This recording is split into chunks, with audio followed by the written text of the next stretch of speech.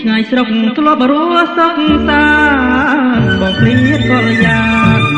មករស់ផ្ញើប្រាណឆ្ងាយពីគូស្នេ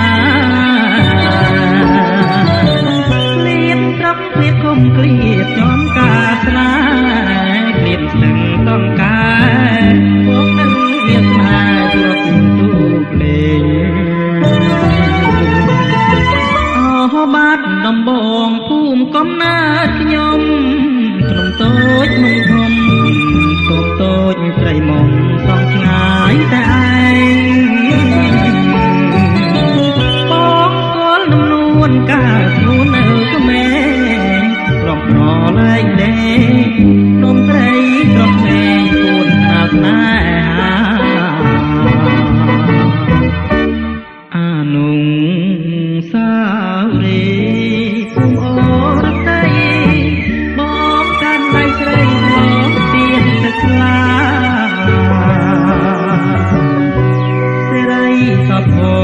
បានតែចាបនអស់នាងតាលើព្រំកងវាជួយចាំមកដីអីលើបងបានស្គាល់ឋានតគុំប្រតែត្រីមុំបងយំស្រណំអនុស្សាវរីយ៍ចិត្តបងនៅស្មោះស្នេហ៍គ្រប់នាទីទុំបីធរណីប្រេះបាយជាទីក៏ភ្លេចមិនបា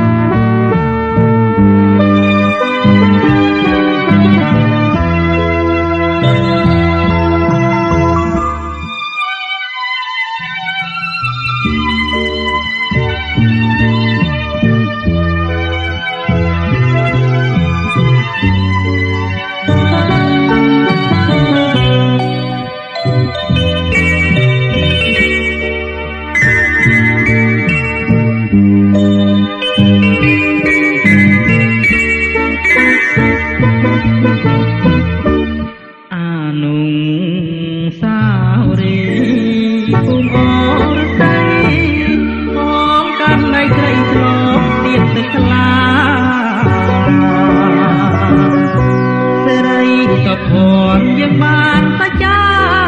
បនអស់នាងតាលើក្នុងកងវាជួយចាំក្នុងដីអីលើបងបានស្គាល់ឋានសង្គម